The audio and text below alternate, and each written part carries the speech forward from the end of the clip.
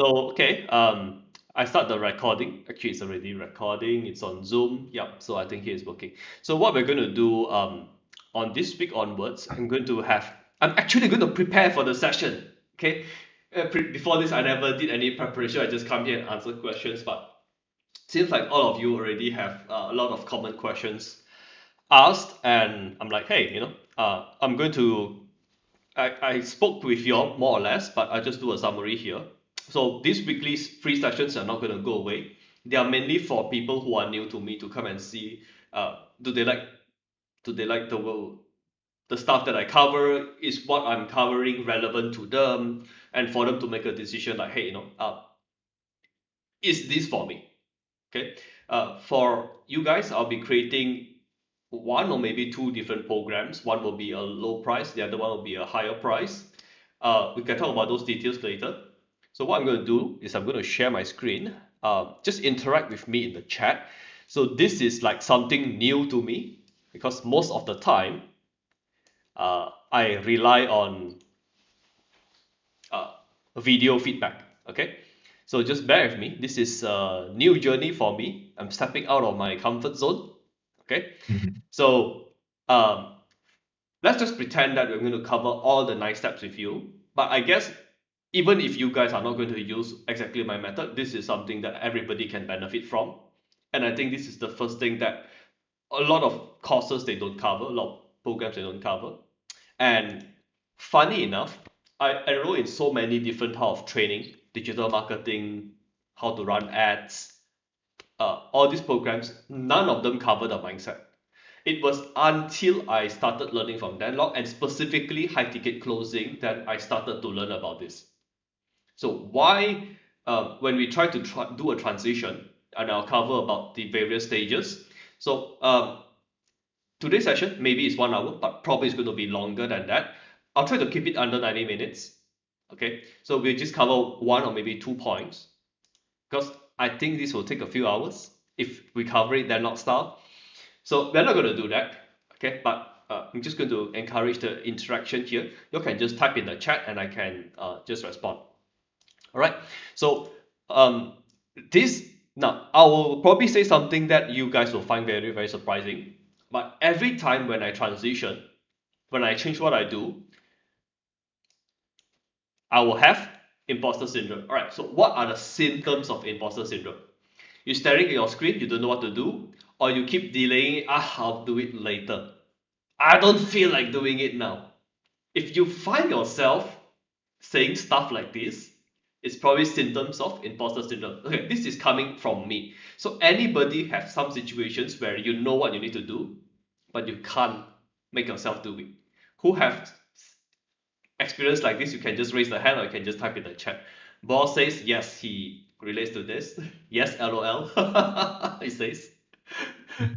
Who else have a situation like this? You know what you need to do, but somehow you don't do. So this is what like my previous client he say.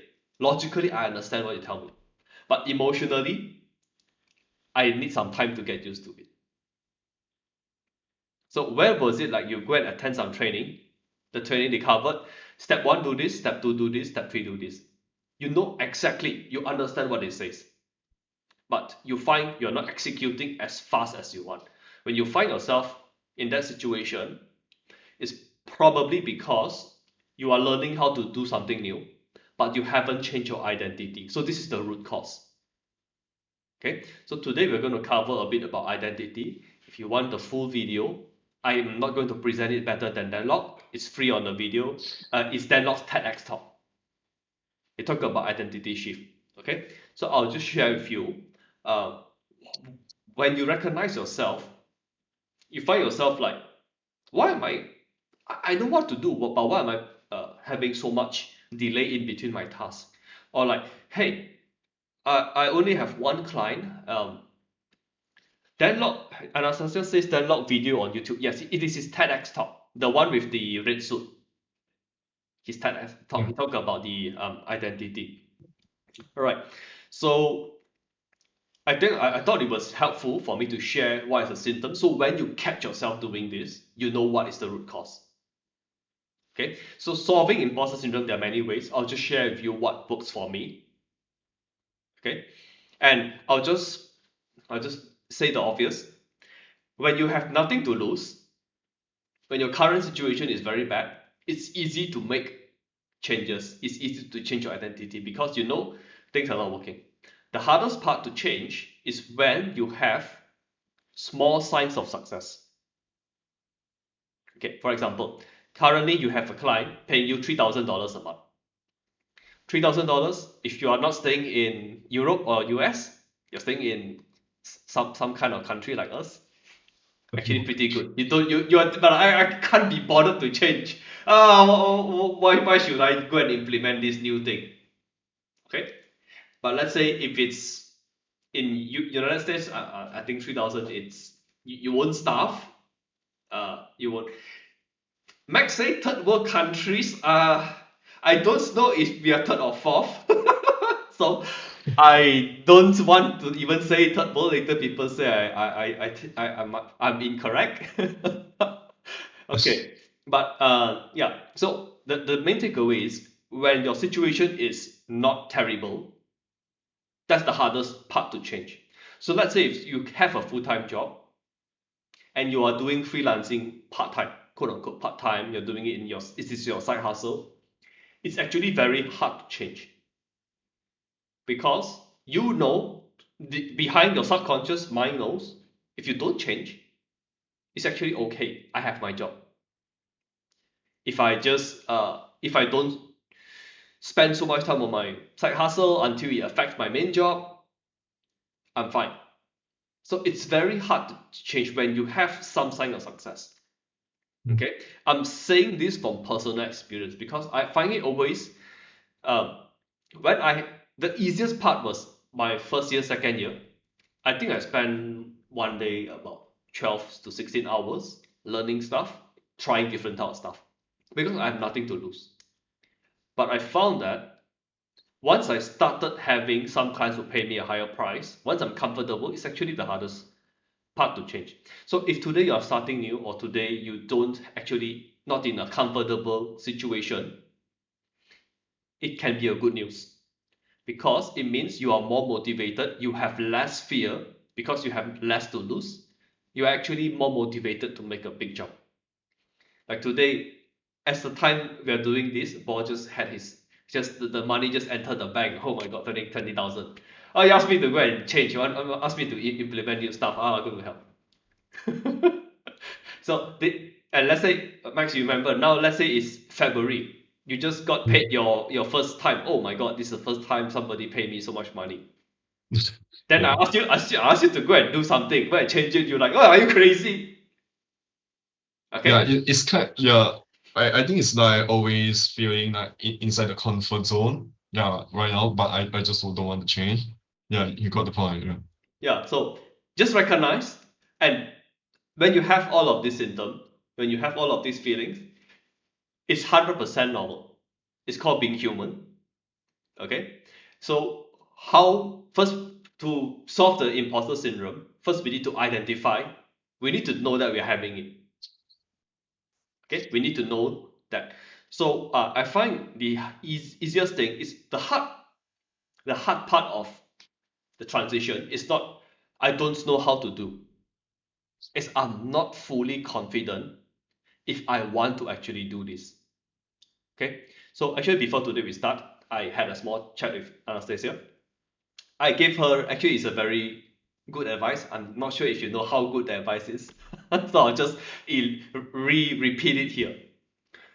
Um, ask someone who already achieved what you want to achieve. So this is how we minimize our regrets in life. You can I don't think we can live our life without regrets, but just try to minimize it. Is before you make a transition, before because transition periods, making a change actually is very uncomfortable and usually involves a lot of sacrifice. And the more meaningful the change is, the bigger the change is, usually the sacrifice is bigger. Okay, so to prevent yourself from regretting after you achieve it, okay, I give you guys one example. mainstream celebrities, a lot of them, they commit suicide after they achieve, like they were like, well, this person is so successful, why they go and commit suicide? It's because they realize they achieved something, but that is not something that they really want. And then they realize it, and then it's like, oh my god, I've been building this whole lie, this is not me. And they get very, very depressed out of it. So to avoid this, I don't think once you guys go and achieve success, you're going to go and commit suicide, but same rule applies. Go and ask somebody who already achieved what you want and ask them what are the sacrifices or what are the regrets you have.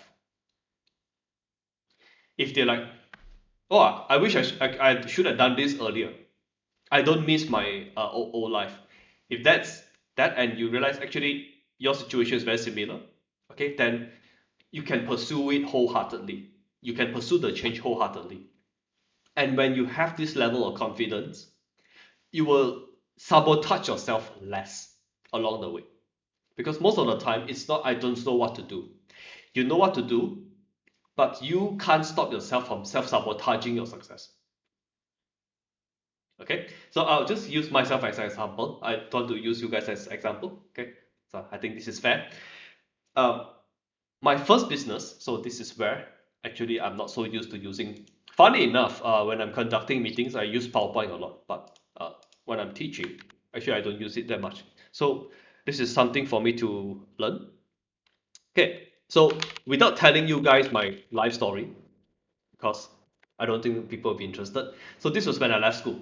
I've completed my degree, I left school. So I have my first business. I actually invented a board game. I wish it's here. I can just give you guys an example of what not to do. Okay, so why did I create a board game? And I'll be very transparent on my thought process. And please don't do what I do because all of this is wrong. I'm just sharing with you all the mistakes. So you guys, if you find yourself, hey, wait, I'm thinking something similar like this, then you know like, hey, you better seek some clarification. So I'm trying to prevent you guys from making mistakes. So the good news is all my big fuck ups, I actually learned something important. Okay, so I believe you don't get to go to a place where it's good without making a ton of mistakes. So the reason you want to go for training, coaching, and mentorship is you want to learn from other people's mistakes. The best way to learn from mistakes is to learn from other people's mistakes. It's less painful, it's less expensive, and it's faster. Okay, so I think throughout all of these sessions, mainly I'll be sharing my mistakes. Okay, so in the hopes of you see this, probably you're going to make the same mistake, but once you make the mistake, you are able to recognize it quickly. So instead of taking me 3 years, 5 years, it takes you maybe 3 days, five weeks. Hopefully not 5 months. 5 months, I consider that a failure. If you are being coached, your coach cannot correct you within 5 months, then something is wrong. Okay, so if you find yourself going through having the same intention or something, you feel like it rhymes, it's not going to be the same thing. But if you find somehow it rhymes, then yeah, ask me some questions after the training, all right? Because I know a lot of these things is very personal, and sometimes we don't want this to be on the internet. Right, so my first business is a physical product. I invented a board game. So this is what I like to do. I like to invent stuff. I like to create things, a bit of engineering, but not too much of detail. I have a lot of ideas. Okay, that is me. So the first lesson is just because you can do it doesn't mean you should do it. Mhm. When you create a product, the worst thing is when you create a product or service or a business, the worst thing you can do is you create something that you like. Okay, because you're not your customer. And this is something I learned quite recently. Okay, you go for any personality test, usually you will know there are like 1 out of 16. You are 1 out of 16. You are always the minority. So you better don't create something that you like. Okay, it's good to create something that people want, I'm not saying you do something that you hate, but when you fall in love with what you do, it's very easy to have blind spots. And when you fall in love with what you do, it's very hard for other people to give you feedback because you are not so open to listen. And it's kind of the worst part. As say you're a consultant or a coach, you need to be able to recognize this in your client. When they are not coachable, when they just start to try something new, it's very hard to tell them, I'm not so sure about this. Especially if you are not very good at communicating, you're not very good at saying it in a way that they want to hear it. Okay, especially in my 20s, I say things. If you think I'm direct now, I'm even more direct in my 20s. I'm like, this is stupid. This idea is stupid. I'll actually say that. And like, why nobody stop you doing this? Actually, I'll say stuff like that. So I offend even more people in my 20s. So nowadays, actually, I'm trying to like at least be aware that I'm the minority, and I should probably tune the way I say things, so people can listen to it. Right. So this applies for all of us. Don't create something that you like a lot, because chances are you are the minority. Instead, the focus should be what I do benefit other people. This is one of the biggest shift I have. Last time, actually I think before 2020, my emphasis is always on what I can do, what I can do, what I can do. But for everybody to be closing high ticket, if you want to have a nice life as a freelancer, as your own business, focus on what is the impact you can make for other people. So the shift, the focus of the thing will be from yourself, you shift it to other people. What's the good news? The good news is less stress on yourself. Okay, why do we have imposter syndrome? Why are we so afraid to do something? Okay, why we have imposter syndrome is because we are afraid to do something. Why? Because too much attention is on ourselves. It's like, oh, Jay, you are not as good as a teacher as Dialogue. Why are you creating your own course? If I keep thinking I need to be good enough, I need to be good enough, forever I will not launch this. But what I tell myself, and this is something you want to tell yourself, I'm focusing on what I can do for other people. If here I can help 1 or 2 person reduce their learning curve from 5-6 years, like me, to 5-6 months, I'm doing good. Okay, so this is always my focus. I say, if I can stop them from stepping on a landmine repeatedly because nobody tell them it's a landmine, stop stepping, then I'm doing good. Okay, my teaching doesn't have to be good, but as long as I'm creating the impact on people, that's all I care. Okay, and I believe if we are trying to create a high ticket course or a program, we always need to be in a position that we don't need their money. We focus on what we can do to serve them. Because if we are in a situation where we need money, I think it's better to go and be a freelancer instead of having a one-to-many program. Okay, that is my current belief. Okay, I reserve the right to be wrong about that. Okay, so overcoming this imposter syndrome. So now I'm just going to say how bad I am. You'll be like, oh my god, I can't believe Jay was that dumb. So everybody was young before, right? So I have the right to make a lot of mistakes here. All right. So this is the first thing. I think I'll probably take some photo and show you guys. I'm not sure if I have it in this house. I might just go and get one copy from my parents' place the next time. I actually wrote a book as well. If anybody accidentally bought the book, tell me. Vincent probably bought it. Vincent always bought. I was gonna say if you bought my board game or my book last time, I buy back from you lah. I think it's so bad I have to refund you. Then Vincent was like, actually I bought your book and your board game. He raised his hand. I actually have to. I'll buy it back from him. All right. So this is the first thing. It didn't last very long. I tried different models. I tried selling it. I tried running seminars. I tried running trainings with it. It just didn't take off. So actually, I didn't fully learn all the mistakes here because I find myself sometimes still revisiting my own mistakes.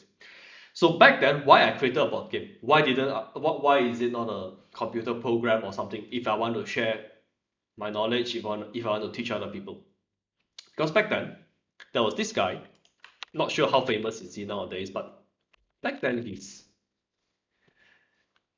is before Dialogue and uh, yeah, it's the Tony Robbins era guy. Alright, so Rich Dad Poor Dad, he invented a board game.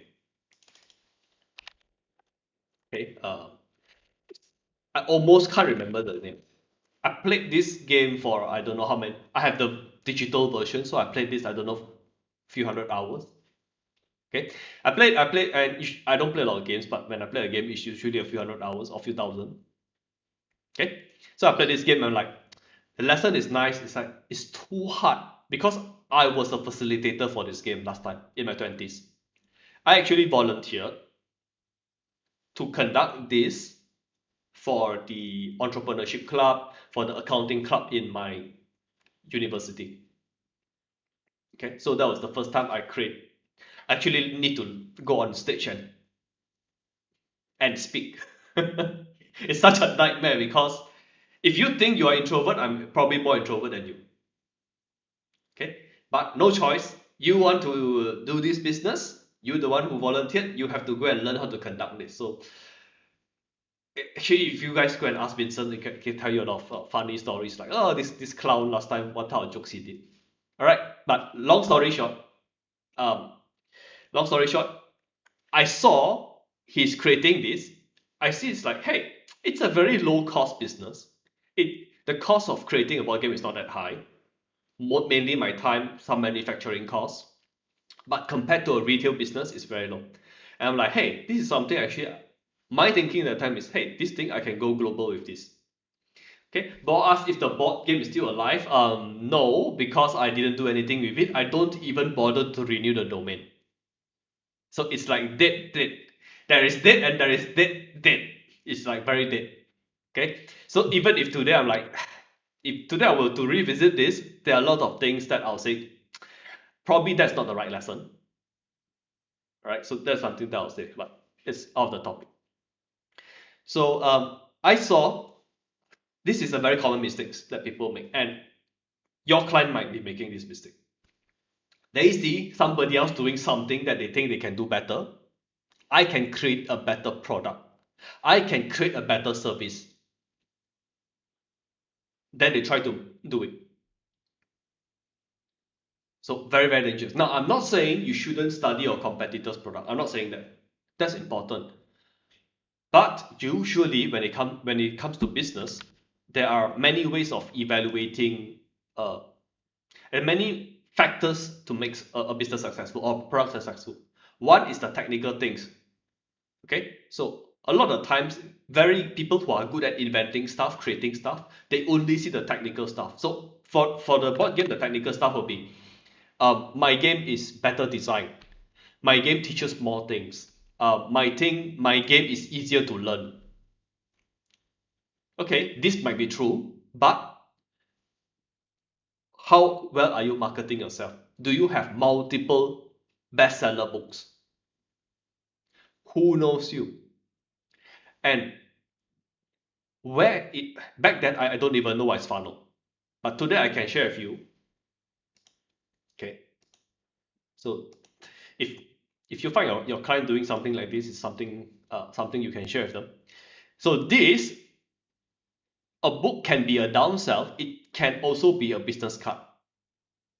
So in Robert Kiyosaki's funnel, he has so many people who wants to work one-on-one with him, but because the price is so high, they can't afford to work one-on-one. They can't even afford the one-to-many program. They can only buy short, small things. And back then there was no video training. All right, back then there was no video training. There's no Zoom. Back then there's no Zoom. There's no nothing. This is 2018. All right. So you can't buy the one. You can't be one-on-one client. You can't.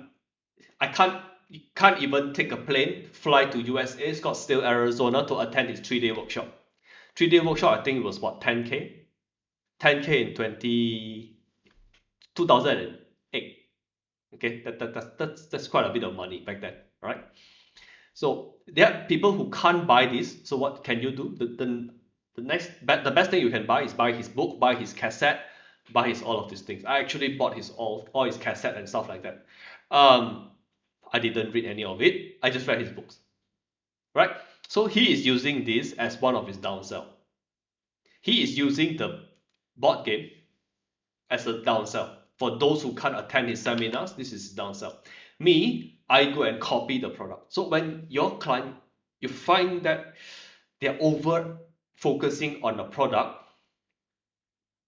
you need to have some find a way to have some tough conversation with them. It's like, hey, I know the product is important, but how you sell the product, how you market it, is probably more important than it, right?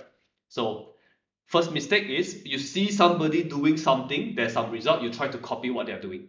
Almost always fail. Okay, here in Malaysia, there's somebody selling chicken rice at this place. Automatically, if the business is very good, somebody will open chicken rice next door or across the street. I don't know why. Human nature, they see what people are doing, they try to do an impression, they try to copy it. Okay, but usually it's not about the chicken rice, it's how they get customers, how they serve the customers, how they scale, how the owner can be in the business without being in the business.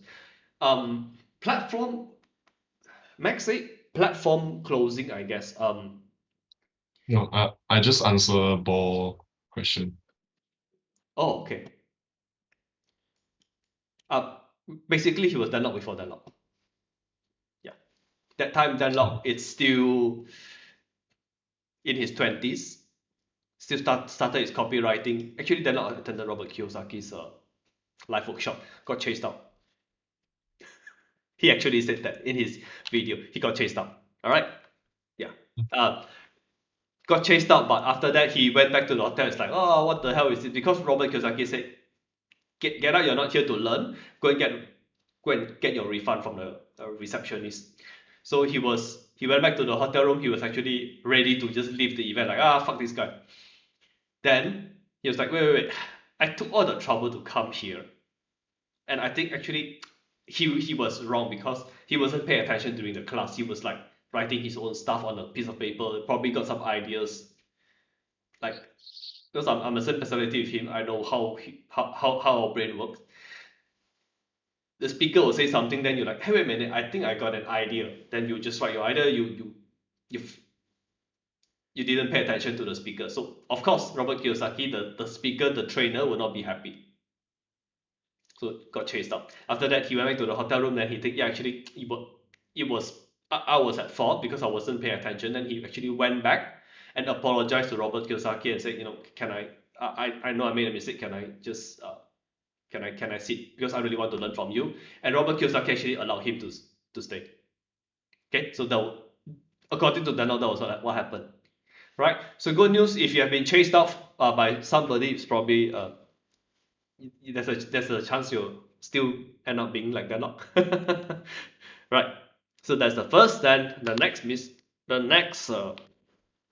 I forgot when this happened, but after realizing, okay, this business is not going to fly, I need to do something else.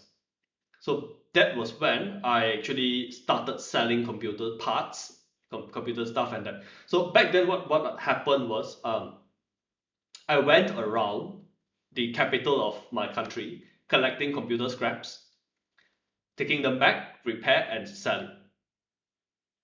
Okay, that was I was involved with that for a short while. Then after that, I was like, yeah, this is collecting computer scrap as in these computer parts. Back then, they are very easy to repair. They are capacitor and transistors. You see it explode, you just change it, then you can probably use the motherboard. So instead of buying a new motherboard for 100, 200, we can just spend 50 cents to repair the whole thing and we can sell it as a refurbish. Okay, so uh, it's actually scrap because the thing is actually already spoiled. And back then, I know a few things that the thing is actually it's not spoiled, it's just not compatible with the computer. Okay, so I know something that the normal person won't know. I monetize my knowledge. So each time when I travel to the capital, I actually can make about to 300, to 300 bucks, to 300 ringgit. Okay, you can't get rich, but it's enough for me to pay for my own living expenses. That was my side hustle back then. And the time when I'm not actually speaking with people, when I'm not doing collecting this scrap, then I'm actually building my business. So this collecting computer scrap, I think it was there's some overlap here. Okay, I'm doing this to like pay for my living expenses. So this actually make me I think 1,000, 2,000, 2,000 ringgit. Back then, it's okay to survive. Okay, so that was how I fund myself. So during that time, I realized one thing. I can spend the same time, but if I learn how to negotiate, I actually earn double. Because me traveling from where I am, actually I'm staying the same similar place to where I stay when I was studying. All right, traveling here to my hometown, from the hometown to the capital of the country, that takes 3 hours. Okay, the excuse I have was, yeah, I get to visit my parents. Okay, the excuse I have takes 3 hours travel to and fro, 6 hours. Then along there, I'll take the public transport, go to each of the train station to pick up all the computer scrap. So back then, what I had to do was I have to pick up the phone, call the person. Hey, I realize you have computer scrap. You have this. I want this item. I want this item. I want this item. Can we meet at this place? We'll meet at this place. It's going to be near the train station, because back then I do not have my own car. Even if I have, I can't drive, right? So I have to walk from one train station to the train station. I rely on public transport, picking up all the computer scraps, and I'll carry one luggage or two luggage of heavy computer scraps all the way from the capital of the country, all the way back to, yeah, Malacca. Okay, I realized that was the first time I realized actually I can do the same work, but if I learn how to negotiate the price, I actually can double or triple my profit margin. I can actually buy at a much lower price. So back then was the first time. I wish I have the book here, because currently I'm not in the other place. I think I should use the other room next time for my trainings. So I bought this book. It's called Secrets of Negotiation.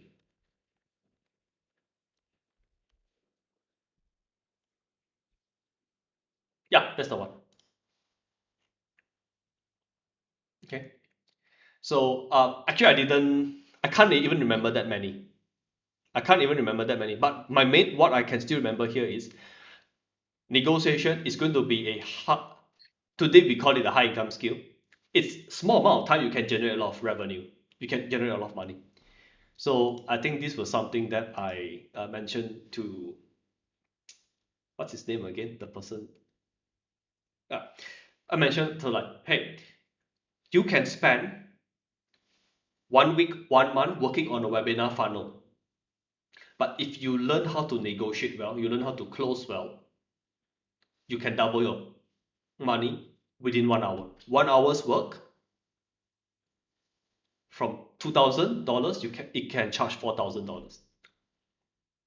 So there is no higher pay work, higher pay job than learning how to negotiate. Okay, nowadays we call it closing, but back then this was the first thing that I got in touch with. Okay, so today if you're watching this replay and let's say you are working on platforms like Fiverr, freelancer platforms, knowing that the best way you can increase your income is not learning how to sell to more people, is learn how to negotiate for a higher price. Okay, I'll cover how to negotiate. There will be some stuff like that later, uh, not today, but just to let you know, today I realized back then, even like back then when I was like super introvert, I realized no choice. In business, we have to learn how to sell. I don't like to talk with people. You can ask Vincent. Like I think his number of friends, if you divide by 100, still more than me. I I'm like that kind of really I don't like to talk with people most of the time. And when I was in university, I spent most of my time in the library. I'm like that kind of guy. Okay? But I cannot argue with reality. I cannot argue with facts. Facts is in business, you need to learn how to talk with people. You need to learn how to pick up the phone and call people. So what I did was I post in a forum, hey, I'm collecting this, I'm buying at this is my price motherboard, this is the price RAM, this is the price graphic card, this is the price processor, this is the price.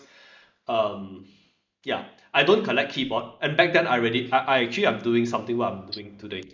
Back then, I have this is the things I want, and these are the things I don't want. I actually have the things. Here is a list that if you want to recycle this type of stuff, actually I don't take. Okay, so I have a list of stuff that I don't take. A lot of plastic related stuff, keyboard, mouse, printer. Why I don't take these things is because it's very heavy, very bulky. If I carry this, there's actually opportunity cost because I only have two hands. If I choose to carry a printer, I cannot carry. If I choose to carry two printers, I cannot take anything else because I'm traveling on public transport. So actually, the things that are small, light, and expensive, those will be the focus. Okay, so back then, just by having this clarity, these are the things I want, these are the things I don't want.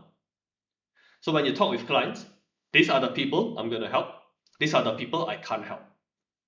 And if they're looking for specific service, I know copywriting, but I specialize in, let's say, email.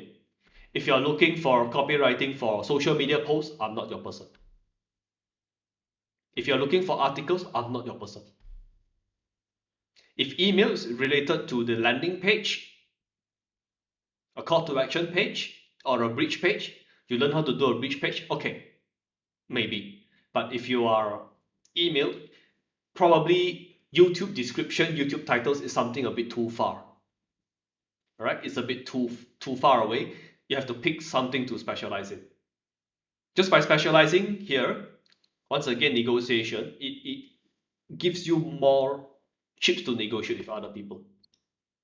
It will be much better to negotiate, right? So, two business already so many mistakes. Wow, we haven't go to the good stuff. So 2012, I started my own computer shop.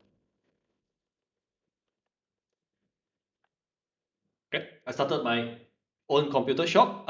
It's in Malacca. It's in a very secluded place. It's outskirt. Uh, for those in Malaysia, if you are interested, yeah, is it? This was the place. And back then, I wasn't very happy there because when I meet with other people, I'm like, why are the people so damn stupid? Then I know actually I cannot. Retail business is out for me because I don't have the correct personality for retail. The medium, the channel is working against me. Today, I realize my strength is if I speak to a lot of people, if I need to speak with a lot of people, and I can't choose who I have to speak to, I'm setting myself up for failure. So I have to be very, very selective in the type of people that I can communicate with. And nowadays I'm a bit better. Back then I can talk with very, very, very technical people, full stop. Or people who appreciate technical expertise, full stop. Anybody who don't fall in this category, they'll be like, what is this guy doing? This arrogant prick selling computers, repairing computers. That was what people have, what they think of me. Oh my god, this guy is so arrogant. What a prick! He can't even smile when you go to his shop. But then when something is wrong with your computer, he will fix it and he will teach you how to use it very, very well. So actually, I have a few customers who supported me. They are regular customers. Because the first time when they come in, their computer have a problem, I show them what other people never shown me before. I say, hey, the reason you have this is because you keep doing this and this and this. And these are the things that usually will make your computer spoil very easily. And that is why when you bring 5 laptops to me, all of them have the same problem. Different brand, you try different brand. I say it's not because of the brand, it's not because Acer, Dell, HP or whatever. It's because the way you use your computer, the way you open the computer, you open it this way. Then you're like, yeah, how do you know? I said, yeah, because I can look at the thing, I know how you use your computer. So I can tell them that, then they were like so amazed. But if people are not that category, if it's a very general audience, you walk into a shop, some people they before they buy things, they want to get to know you, they want to have some small talk. I'm the last person you want to have small talk with. Like, huh, you're not here to buy, you're here to waste my time, get out. So the medium is not working to my favor. All right. So back then, I learned how to sell. I learned all of this. I learned it from extrovert. Turns out you need to choose somebody who understands you. So you can't just learn. But back then, I don't learn any of this. I just whoever can teach me stuff, I just learn. Okay, which is why if I let you know my first few mentors, you'll be like, why are you learning from people like that? So, some people are not very honest. Some not very honest until today. Okay, so yeah, that was a computer shop. So here, it's the first time I actually got connected to digital marketing because in 2015 something happened. Um, there's this guy until today is still active, Alex Single. He did his first launch. Okay, so how did I bought his high ticket program? Back then it was $2,500. Back then, once again, a lot of money for me. Okay, because I was always broke. This business is always like barely surviving. Some months we lose some money. Then in the holiday season, we'll make some money. But in the final year, 2015, there was a recession, and my business actually didn't survive this. It's like every month I'm losing money, so I have to do something. I know I have to do something. So Anik Singhal did a launch with, and it was endorsed by Robert Kiyosaki. Okay, he endorsed this program. So I'm like, hey, actually I don't trust Anik Singhal because I thought back then for me online learning is a scam. Online learning back then, Udemy $5 course. That type of learning I can accept. But for me, ebook, free ebook, I was like, who gives away free ebook? I don't know what's a lead magnet, all right? I go and download his ebook. I attend his free webinar training. He says it's a free training. One thing led to another. So I bought this. And to me, that time, I dare not even tell my parents I bought this because they'll be like, this is definitely a scam. Who is what? It's not even an online college. $2,500. It's almost like my how much I paid for my degree around that. Okay, like this must be a scam. And then when I attend it for 60 days, end of the 60 days, there's an upsell to another. Then I'm like, damn, am I really getting scammed here? Like, what's going on? I don't know about sales funnel. I don't know anything about it. But the one thing that was good about here is I started to learn what is called digital marketing. And from here, I learned that you can actually run ads on Facebook. So here, because of this, I learned how to create a landing page using lead pages, using ClickFunnels. Okay, I learned how to build a website. I learned all the technical stuff. Okay, actually, there were a lot of stuff that is being covered, but I pick up technical stuff the fastest based on my background. All right, so um, I learned how to do all of those stuff, and it's the first time actually I started running Facebook ads here. So back then, I just run for myself, for my own computer shop business. I just wanted to get some customers. Okay, it actually worked. I got some customers. But before this, actually, I took another course about offline advertising. So back in those days, you have to actually go design your paper, design it, and I have to design the ad myself. I have to print it. I have to get somebody to go to each door to door and give it out. I'm not going to do that myself. But I realized something about paid ads. That time I spent, I think it's $1,000. No, less than that. I spent I think it's about $100. But each time I spend $100, I'll make like 1,000. And I'm like, hey, actually, this is almost like printing money. It's just I can't find an excuse to do this more often because each time I run these ads, it's a holiday season. I run these ads. There's not enough holidays for me to have excuse because when you give a discount, you need to have some excuse, right? Okay, and back then the only way I know how to promote is I give a discount. That's the only way I know how to try. I don't do anything about marketing back then. Okay, so yeah, so I learned the Facebook ads, and in 2016, actually I run Facebook ad for another friend who is doing computer repair. He's still in business until today, but I haven't seen him for some time. Right. So I run one Facebook ad campaign. So this is like, uh, I think we got lucky because so happened that that time people want this service. They want to repair the computers. They don't know where to repair. And he actually did something very, very brave. He give people a guarantee. You take your laptop to my place, I will repair it. If I can't repair it, there's no charge. If I repair it and within, I forgot, was it 1 or 2 months, there's a problem, I'll refund you. So back then there was in this area there was nobody doing such service. It's always like, hey, come here, we'll charge you to just test the laptop. Just to test your computer. There's a service charge, and to repair it's going to be very expensive. It's like $300, $200. If you send it to Acer, it'll be $300. But he was doing it for under 100. So this one Facebook ad actually made him about $3,000. But back then, that was a lot of money for us. Okay, because he was like, and this actually allowed him to go and open his own retail computer repair shop. He was Before this, he was just doing it in his basement. The story is a bit similar with I think it's Dell Computers. It started in his basement.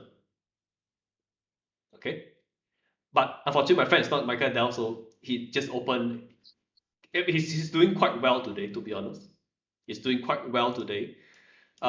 Yeah, so in some way, he's very, very thankful for me because I created a business for him. Okay, so yeah. So after that, every year I'm doing something different from here. Here it's like if you mention something digital marketing or platform, I probably did it. Okay, until 2000 and yeah. Okay, so this is the first time I have a high ticket client. Okay, from here all the way here, in between this, I attend almost every week, if not every day, a free webinar to learn about something. So you mentioned affiliate marketing, yes. How to build websites, how to do graphic design, how to do video editing, how to be a YouTuber. That back then, I don't think Instagram was a thing yet. At least it's not famous. That's definitely no TikTok during those days. How to write emails for a living, how to write landing pages. I just didn't write sales pages, that's all. How to create ads on Facebook, on Google, or whatever. I learned everything except copywriting. I learned everything except closing, except copywriting. Okay, I learned marketing, but I don't think it's complete. I learned the technical part of marketing, how to assemble the things. Okay, so from 2016 until 2018, I was 100% on Fiverr. Okay, so back then my focus was Facebook ads. I'll review your Facebook ad. They'll ask me for a review. I'll say, hey, how about I do the review for you free of charge? Send me your ads. I'll take a look and back then, I'll take a look and I'll describe to them. Initially, I'll just like type what is wrong with your ad. After that, I have a YouTube channel, so I upload a video. I'll record myself. Not like this. It's actually very. I was dressing very, very casual. There's no virtual background, nothing. I record myself on here and give them, hey, this is wrong with your ad. This is wrong with your ad. This is wrong with your ad. And they're like, hey, nobody's doing this on Fiverr. Back then on Fiverr, it's they see what you like to buy, they'll send you a message, then you'll just buy. That's it. So on Fiverr, those days I was doing a bit extra. Okay, we can look at Fiverr. Now it's quite common knowledge, but back then actually I don't know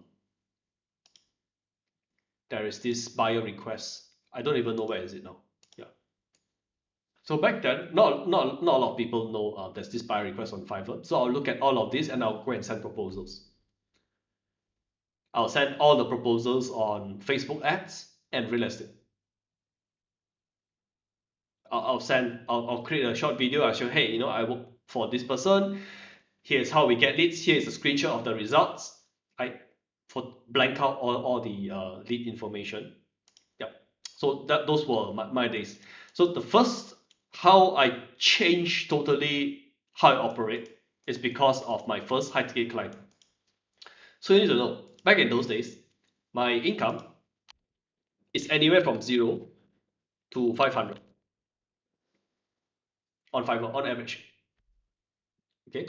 I think end of the year that's like 700 December. But I almost like, how do these people make more than 1,000? I never understood that. Like how do you sell so many? Because back then my idea is always I'm not going to sell $50 per gig. What a rip off, $50 for an ad. Nowadays $50, yeah, it's a rip off, but it's ripping me off. It's not ripping the buyer off. So back then I was thinking very, very differently. I was like, there's no way I can charge more than $5 for an ad. So I have to make up on volume. But no matter how hard I work, some days it's 20 hours. Because back then I leave my computer on all the time, and when I go to sleep, I leave my speakers on. So when somebody send me a message on Fiverr, I can get up and reply immediately. Yeah, that was how I live back then. I was only on Fiverr. I leave my computer on. Somebody drop a message on Fiverr. I'll wake up, reply, and hope to get it, just for $5. And I had no idea how these people make four figures on Fiverr, because I don't know how to charge higher price. In fact, if you can go lower than $5, I think I'll probably go lower than $5 because I want to be the best value for other people. Because why? In marketing, we have to offer good value for other people. So I was thinking, hey, you do one ad for $5, I'll do two ads for $5. Because back then, my advantage, my strength was my speed. I can work very fast, and I can work very long hours. So my strength actually is the biggest weakness, because I rely on that so much. Now, $700 is a living. No way in hell you get rich. Not even in where I'm staying. Not even like no matter how much I save. So I have no idea. Okay, until I met this high ticket client. It's the first time I learned a lot here, just by reaching out to this person. So back then it was the same about Facebook ads. So one thing I did was I actually, on every time when people buy something from me on Fiverr, I always over deliver. Even if it's $5, they ask for, let's say they want one Facebook ad, I'll give them a few Facebook ad. Sometimes besides doing the ad, I'll say, hey, you're using ClickFunnels. The design sucks. Let me just redesign your page. So it's very, very often where the gig is $5, but the tips I receive is like $10, $20, $50. Okay, of course, not everybody. I think it's about 10% of the people leave me tips. And this first high ticket client, he actually like, hey, I like your attitude. I like the way you work. I didn't ask you to do XYZ. You actually do and did. I asked you to do only A. You actually went and do A, B, and C. So he said, hey, I want to hire you as a virtual assistant to do SEO, to do Facebook, to build website, to write emails, to do webinars, this and he practically all the digital marketing activities there is, he probably had the whole list. And I look at the list, I'm like, I can only do half of this. I don't know how to do SEO. I don't know how to do a few things here. But you're like, yeah, whatever. Let's just start working. So from there, I was very, very sure about one thing. When people have want all of these things, doesn't matter if it's a gig, doesn't matter if people are hiring, usually they will ask for 10, 20 things. And they don't expect people to be able to do all of it. So from there, it's a very big lesson for me. When somebody, a client they're hiring, doesn't matter if it's hiring for a remote position, doesn't matter if they're buying a gig, they will always write their requirements. And the requirements can be very, very long. 10 points, 20 points. But there's always 80-20. What is the 20% that they are really looking for? And I'm saying you are not able to know that until you get on a call with them and really help them to understand. Actually, you're asking for these 20 things. What are you trying to achieve here? Now, if you're able to achieve that, doing only 2 out of 20, is it better or is it worse? If they say it's worse, then I'll end the call. It's an IQ test. You just failed my IQ test. If I'm able to do 2 out of 20 and we can achieve what you want to achieve, you want to do you ask me, what about the other 18? Then you're not a business person, right? You're not even an engineer. The engineer will like, who cares? You're able to invent a thing using less materials, means you're good. Okay, so um, today I have a very strong belief. It's like people will always ask for a lot of things. Our job as freelancer, our job as closer, as coach, as consultant, whatever you call yourself, our job is to help people realize, find out, discover what is the 20% that gives 80% of the results. The results is usually in revenue, not to look good. If a person wants to look good, I want to get a lot of followers for the sake of getting a lot of followers, then I'm not going to work with people like that.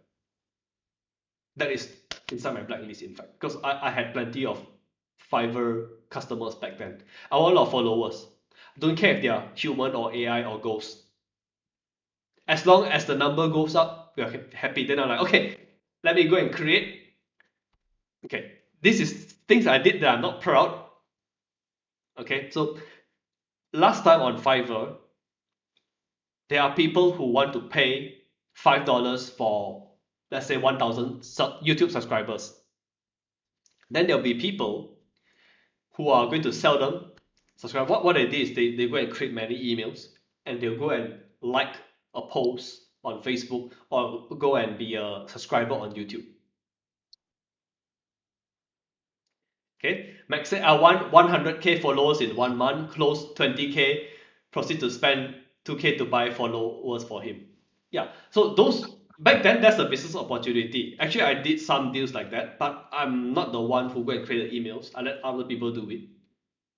So it's like I close the gig for $10. I pay somebody $5 to do it. I get the balance. Okay, but you know these things. If you want to make money, there are many ways to make money. Today, I would like to make money while being able to bring positive impact to other people. Okay, I think that is something that it's a luxury. When you are starting a new freelancer, you have a lot of,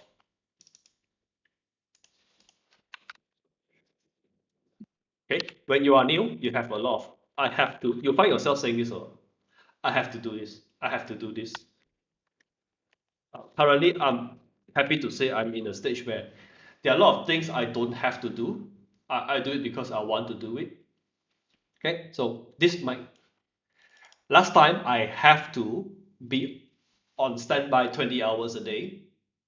So back then I have to sleep sometimes 3 o'clock in the morning, sometimes 5 o'clock in the morning, sometimes 12 o'clock I try to sleep, staring at the ceiling. My computer is still turned on. I have to live this type of life because I don't know any other way. I don't know a better way. I don't know it can be different. Okay, back then I said a lot. I have to. Then when I go back for family, Chinese New Year reunion, or all this family time, people will be like, "Oh, why are you always like checking your email and stuff like that? Oh, why are you always living in such a frantic?" Because all my other cousins, everybody else, they're having a job. When it's a job, if they're on leave, they're on leave. They're not even thinking about what's happening in the office. But they see like, why are you like always like keep needing to check your stuff? Why are you always like on call? It's always in this survival situation. And I told them that is freelancing. If today you tell me that, I'll take a gun and shoot you. I say this is dumb. Nobody should live like that. Okay, so if somebody tells you, yeah, this is how it is meant to be. It's impossible to get one or two clients, work very few hours, and enjoy a very good life. It's impossible. It's impossible for their situation because they don't know how. They don't have the mindset, and frankly, they keep attracting stuff like that. Because after I have this high ticket client, I realized, hey, actually, now I don't need to check on Fiverr for sales every day. Not every day, forget every day, every hour. I don't need to keep refresh. Oh my god, why nobody message me? Is it something wrong? And I go and check the analytics, like how often, how many impressions your gig has. I used to check stuff like that. Now it's like I don't even know if that feature is still there. I haven't checked it for years. So back then, what I thought is important is actually not important. What I thought was not important was actually the important stuff.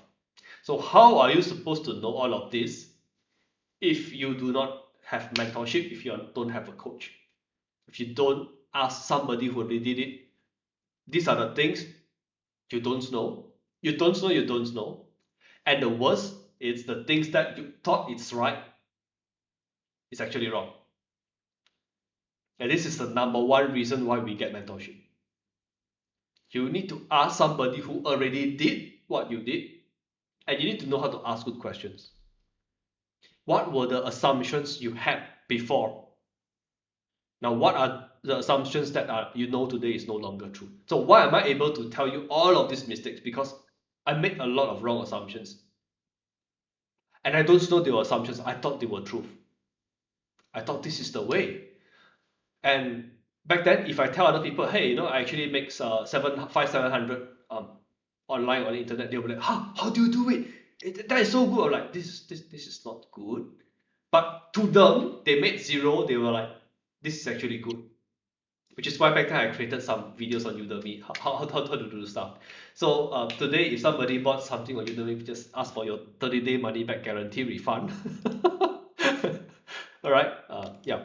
So this was the first time I had experience working with high ticket client, and from there I realized a lot of the assumptions I made were all wrong. Most of them were wrong. So I'm saying, don't do what I do. Okay, a lot of people, we make the same mistake. We see somebody doing something, we see them getting results, we try to do what they are doing. Very bad idea. Very bad idea. Okay, so if today I were to give advice, instead of learning how to do so many things, how can we 80-20 this? Keep asking ourselves, how can we 80-20 this? Instead of working 10 hours a day, how can I 80-20 this? Instead of I have to be awake at 4 o'clock in the morning, 1 o'clock in the morning because my client pays me $5,000 a month, big deal. Now I have to wake up at this time of weird hours. You think you have to? I'm telling you, you don't have to. You just haven't learned how to do it. Okay, boss says, shit. Yeah, you think that is the way. I'm telling you that's not the way, but you haven't. Don't worry, we'll work on it. So I'm saying, if you believe money, why do we work? Actually, these are all the symptoms. Why are we struggling so much? Because we believe money has to be earned the hard way. We have to struggle to make money. Impossible. Somebody will just pay you a lot of money for working very little, for working not very seriously, for trolling. I'm telling you, it can be done. Okay, it can be done. I'm not asking you to do it. if you if you talk like me, you lose your client, you're gonna come and sue me. All right. Okay, so once again, don't do what I do. Okay, but see how you can bridge the gap. So the first thing that I would encourage you all to learn is see what are the things, like use me as a mirror to reflect and question a lot of the assumptions you have. And don't just find your answers. Just ask me. You can just, I mean, all of you guys have my direct contact. Just ask me directly. I have the assumption that it has to be this way. Oh, if I think it's not correct, I'll probably record a short video or send you on Loom or YouTube or whatever. Okay, and that is the fastest way for you to grow. It's not about how do I speak with this person, how do I do this. It's about removing all of your wrong assumptions. And that is what we call, you know, there is release the mental brakes. Okay, if you find yourself needing to work more than 8 hours a day, you're doing it wrong. Something is wrong. If you find yourself, I don't care if you are a freelancer business owner, if you need to work more than 8 hours a day, something is wrong. And that's the good news. Because when something is wrong, we just need to identify what is wrong, we fix it. Then this problem goes away permanently. Alright? So there are, Boris says there are tasks to do, so many on the to-do list. Yes. Just remind me after this, why don't use a to-do list. Max say, but Elon Musk works 16 hours a day. That's Elon Musk. Yeah. I'm just Okay. joking around. Now Elon Musk, because it's the same personality with me, I can say these are the people, for them, entertainment is more boring than work. Entertainment is more stressful than work. Hanging out with people is more stressful than work. I rather work. Okay? But this is 1.8% of the population. Okay? It's almost like I think it's an unhealthy version of the personality. Okay? So there are some people who they find work more pleasurable than non-work. Okay, but don't see that as like, oh, the person is working 16 hours a day, I have to follow. No, you probably don't want to do that.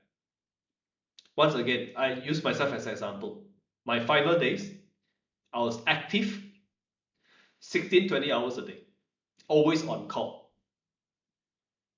because I thought that's the way. I'm telling no, that's not the way. If you can't set your own, this is my work schedule. Okay, um, this is my work schedule from preferably daytime. Now, if you are in your 20s, you don't feel uh, the price you're paying for health working at late hours. Because I didn't feel that in my 20s. I didn't feel that in my early 30s. I can tell you today, if I do that, the next day, I'll feel very, very weird. And I'm not even 40. Okay? I heard horror stories once you hit 40, your body goes, everything starts to fall apart. So I don't know. Okay, Paul asked a question. It's still very hard for me to justify working less when there's a lot of stuff left undone for the client. All right. For that, list out everything that you think needs to be done. Then find a way to communicate with your client. Like, okay, why are all of this important? Which is the 80? How can we 80-20 this? And do you actually need this at the time that you told me that? Because it seems something is wrong here. Either out of the whole list, not everything needs to be done, or everything needs to be done, but not at the time that you think needs to be done.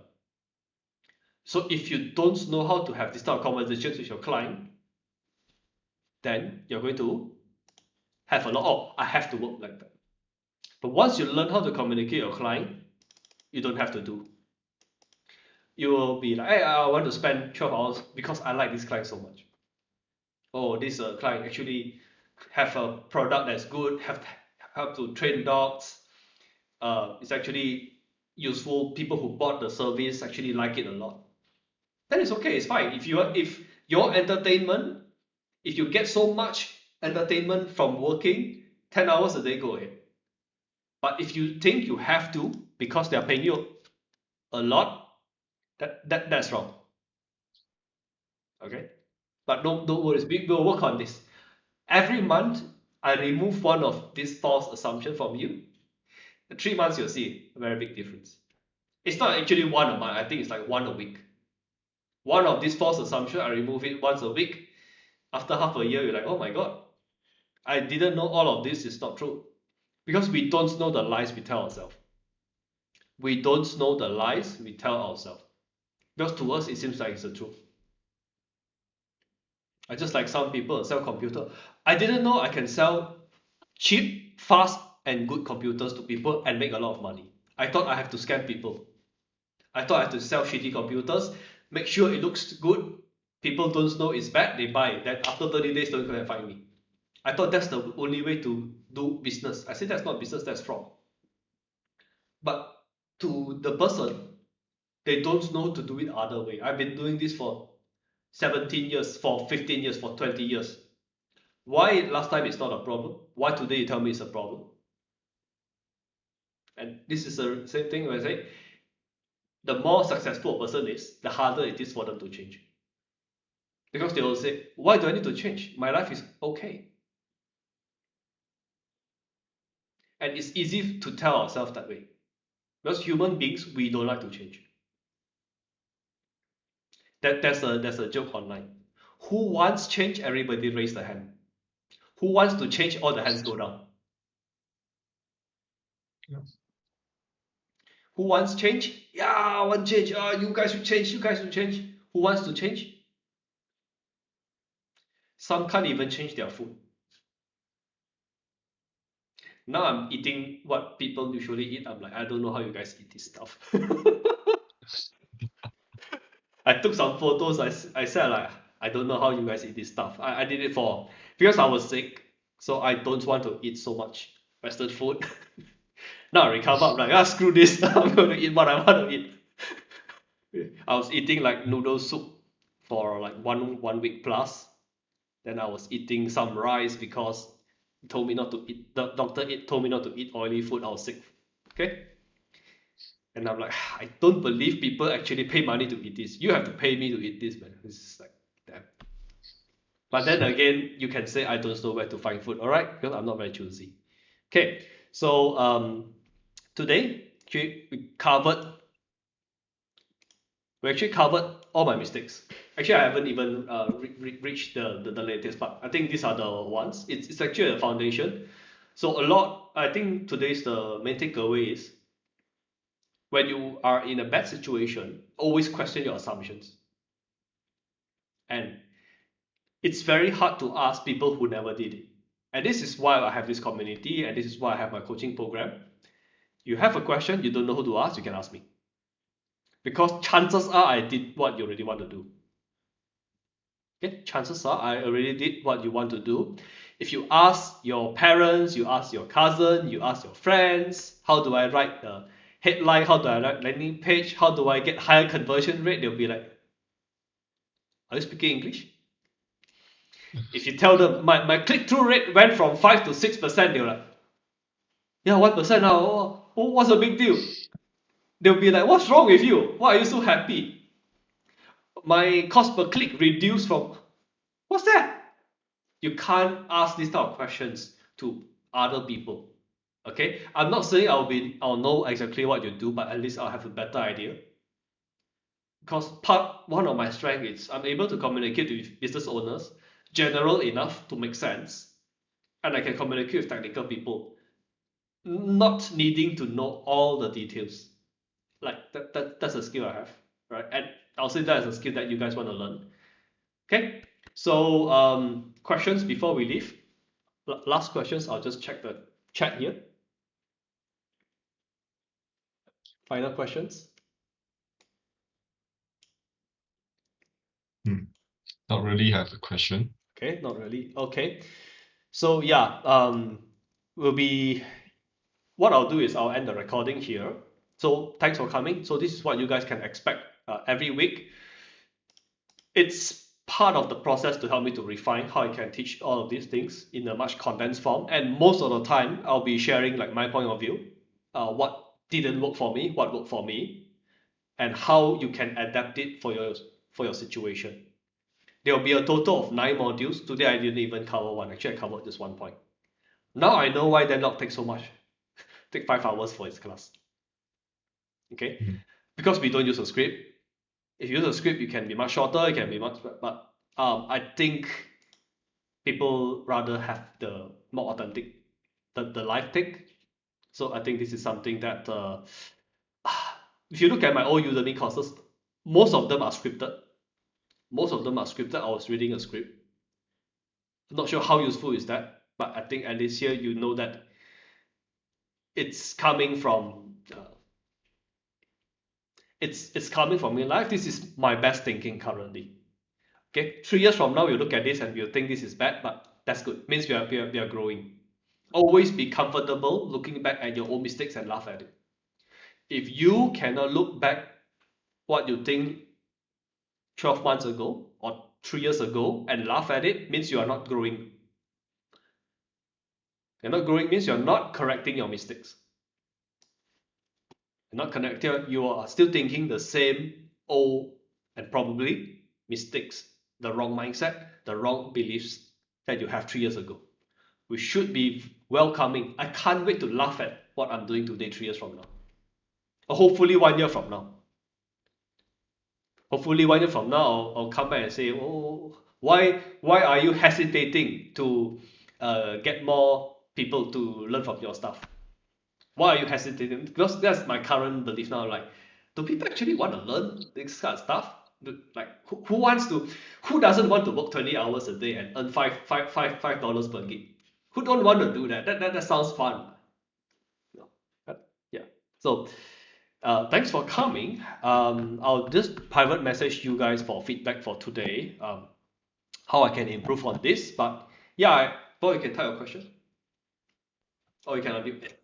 Okay, right. So I just want a quick follow-up question regarding like how much should I work, right? Let's say you already 80/20 everything. The project is like we sort of like point out our priorities for like yeah, the priorities have been laid out. Mhm. And then how do we communicate the timeline of actually executing the project without like disappointing the client, right? For getting things done too slow or something like that. Okay.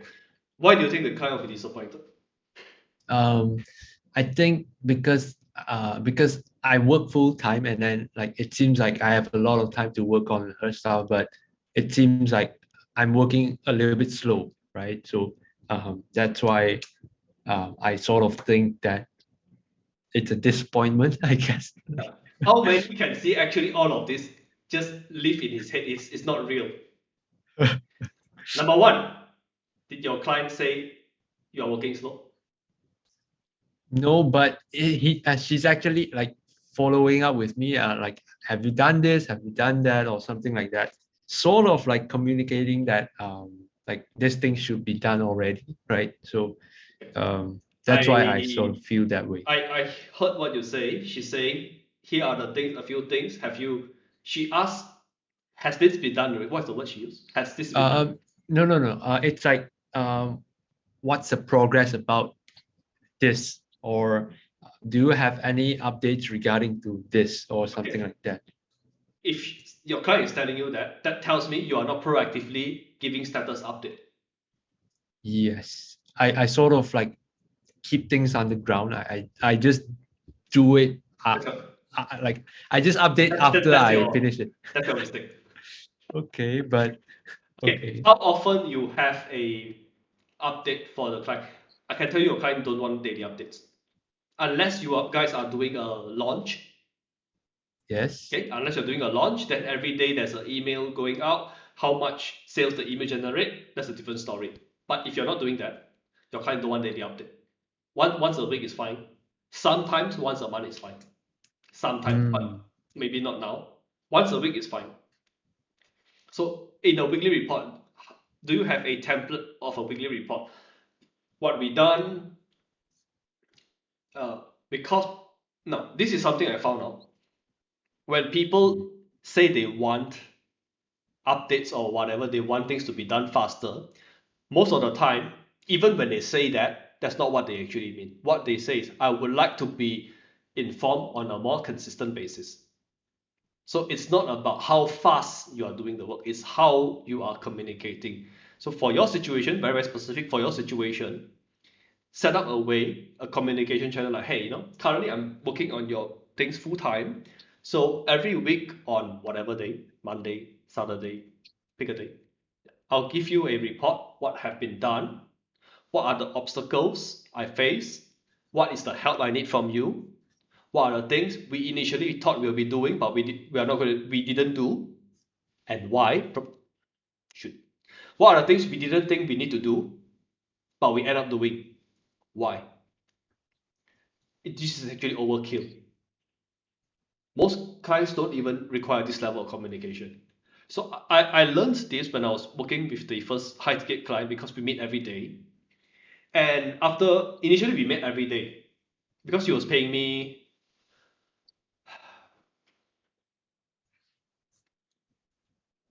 $400 a week instead of $400 a month. My rate before that was 500 a month. So it's the first time I'm like, oh my god. Then after I think on the second or third month, he said, we closed a few deals. I made $400,000 from your work. I'm paying you $500 a week. So that was like, oh my god, this is crazy. I don't need to go and sell so many things. I'm making that type of money. But what I realized is, initially we were meeting every day.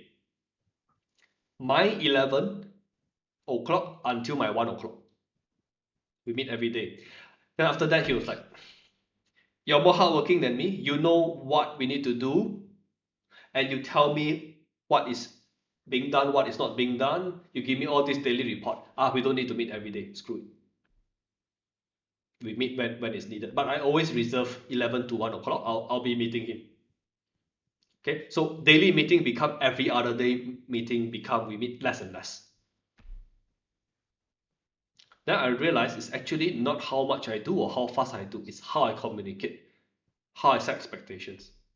So your client, in your case, the client didn't say, you're slow. She didn't say that. That is all which exists in your head, correct? It's a lie you tell yourself.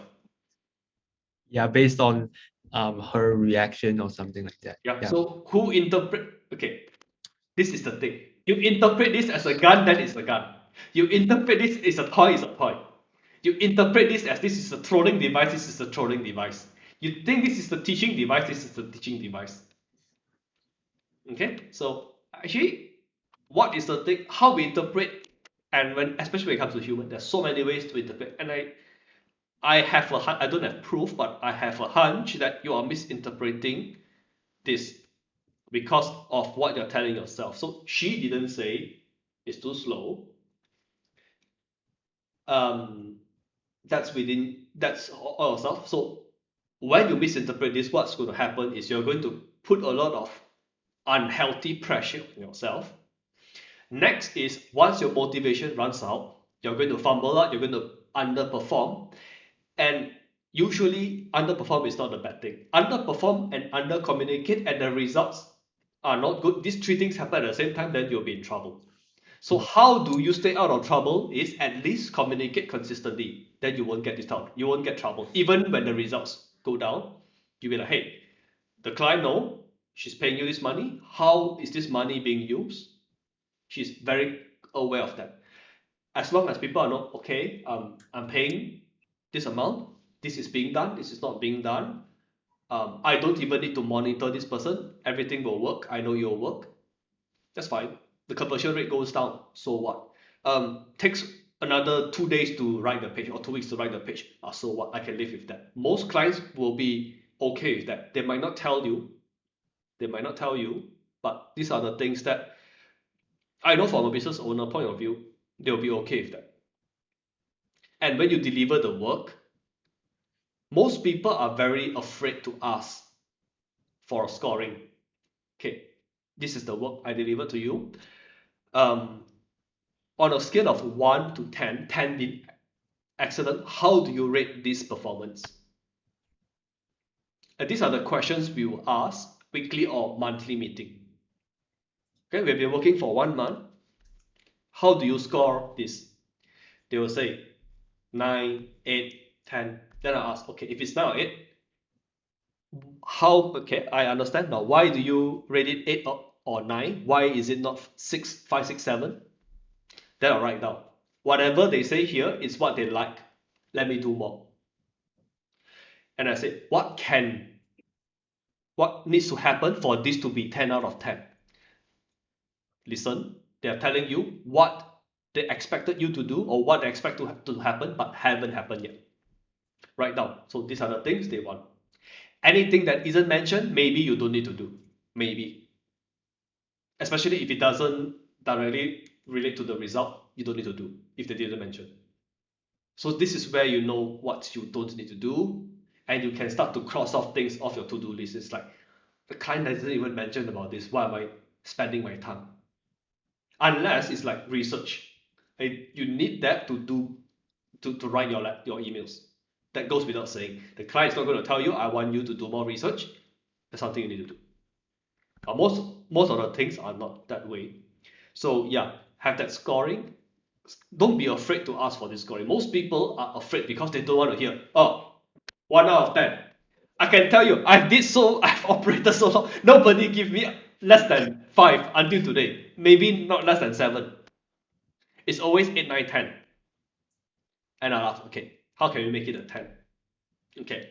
And sometimes, today 8 out of 10 because the way you talk, very insulting today. Okay.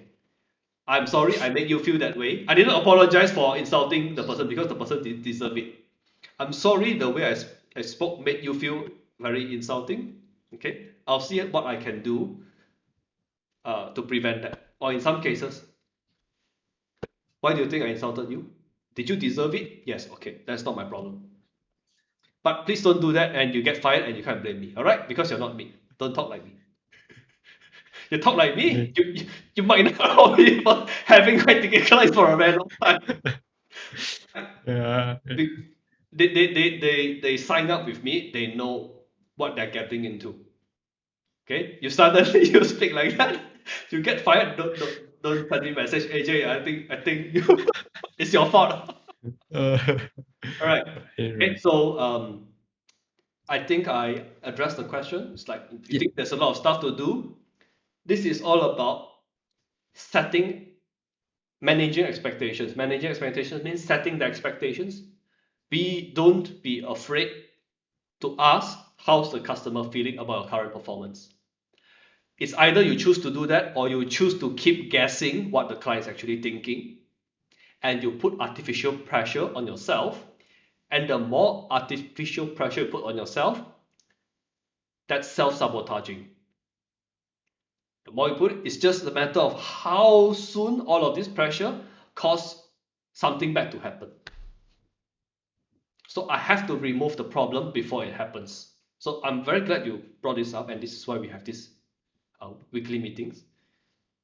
We are here to question your assumptions. You tell me what is the assumption you have, what I think is happening, and I'll listen. And sometimes you're right, sometimes I'll like, yep, you are doing this to yourself, right? Okay, so it's 10:30. Thanks all for the extended session. Thanks Anastasia for joining us during a weird time because she's currently traveling around the world. It's actually extra hard for her to be here with us. Okay, so there'll be a recording of this. Then I'm looking forward to see you guys next week, and I'll probably see you guys tomorrow because I'm looking to arrange a time for the paid group. So I want to know like what time works for everybody. Okay, so thanks for if you're watching a replay, then thanks for watching. There will be some call to actions in the video description. This is probably going to the Facebook group. Yeah, so just to let everybody know, all of this weekly is going to be uploaded to YouTube and it's also going to be available to the Facebook group. Okay, I just have to think of a title. Okay, right. So thanks for coming, and that's it. Thank you very much. Bye. All right. Thank you, Jay.